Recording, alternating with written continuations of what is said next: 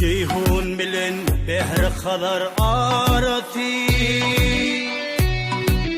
çölünden öter yeli Türkmenin. Çölünden öter yeli Türkmenin. Ulgun çatı kara gözümün karati, kara dağdan iner dili Türkmenin. Kara dağdan iner dili Türkmenin.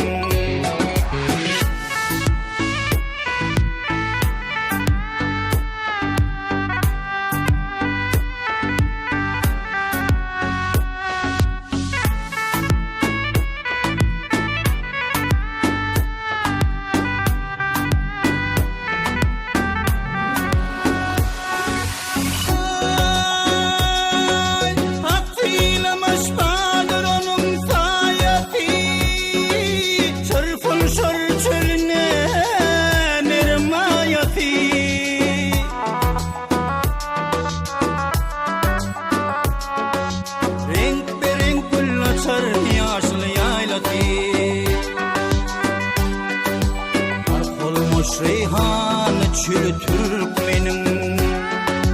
Renk berenk gül açar yaşlı yaylaki. Kark olmuş reyhan çölü Türkmenin.